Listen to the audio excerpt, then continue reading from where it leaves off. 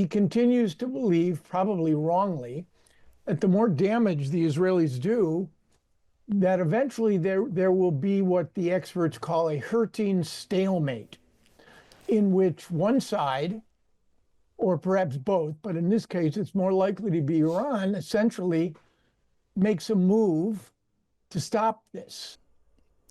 Now, let's go back to the crisis in the Middle East. And welcome to the programme, Aaron David Miller, who's a former Middle East negotiator at the US State Department. Hello to you and welcome back, Aaron. Thanks for having me, John. Good to have you here. So we're watching what is going on at the G7 summit.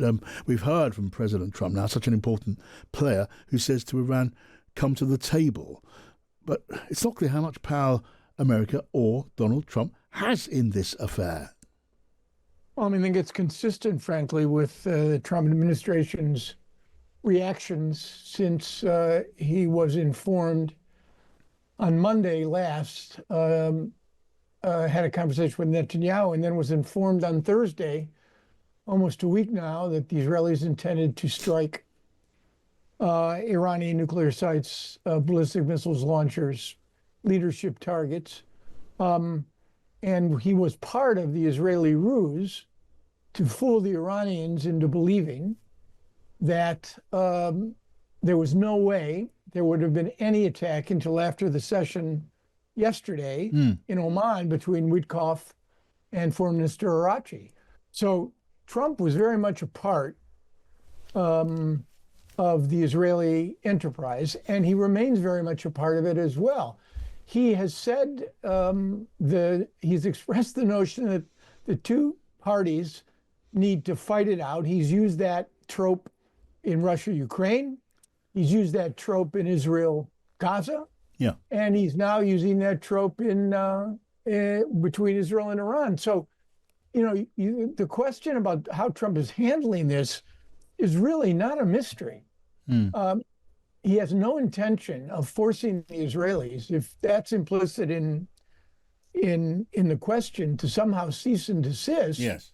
And he continues to believe, probably wrongly, that the more damage the Israelis do, that eventually there will be what the experts call a hurting stalemate, in which one side, or perhaps both, but in this case it's more likely to be Iran, essentially makes a move to stop this. And at that point, I suppose Trump is prepared to use U.S. good offices to carry on his dialogue, his negotiations with the Iranians. What there'll be to negotiate at that point, whether the Israelis are at all interested in this is another matter.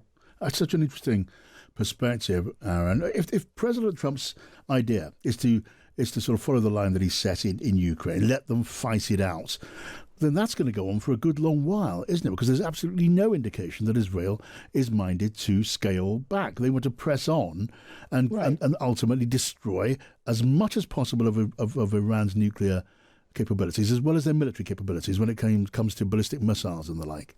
And that could take a while.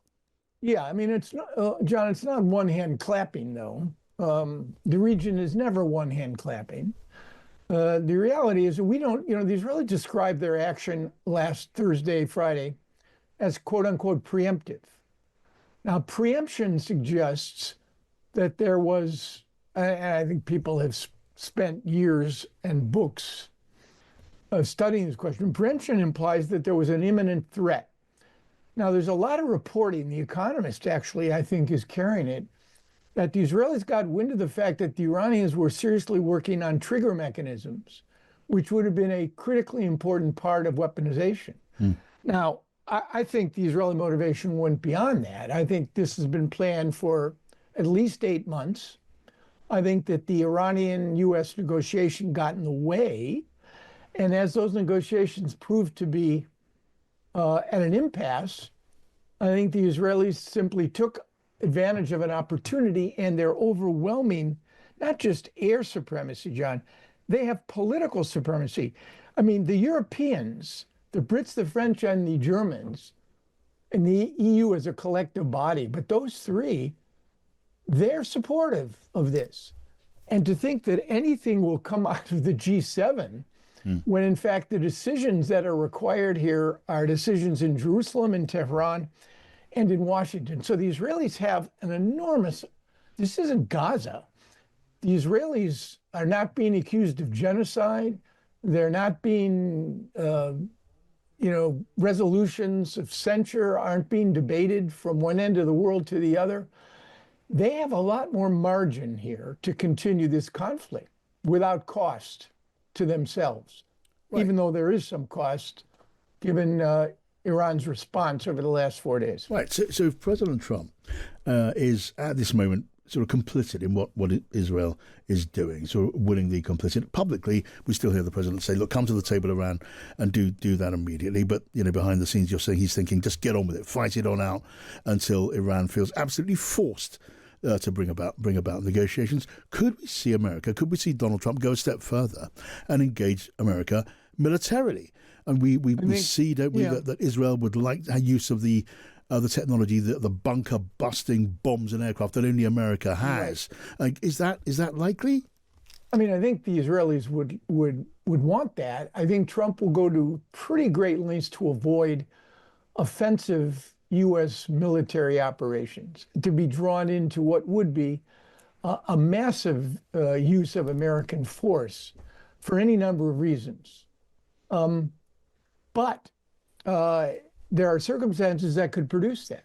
For example, should the Iranians decide to externalize the conflict and for any number of reasons strike out at U.S. forces in Iraq, Syria, or in the Gulf, I think the Americans would come in. If those Iranian ballistic missiles, and by the way, they are diminishing in terms of numbers of waves since June 14th, which was the initial launch, which reflects the fact that I think the Iranians are running out of launchers, even though they have anywhere from 2,000 to 2,500 ballistic missiles.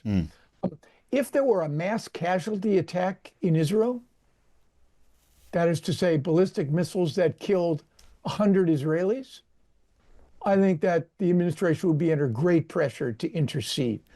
But short of that, I think that the president is quite content to let the Israelis do what they're doing in hopes that at some point you will have this hurting stalemate and Iran will, I mean, I don't know how best to describe it, given the fact that they've invested $5 trillion in this nuclear program, and they've been humiliated and made to be seen as if they have no operational security whatsoever.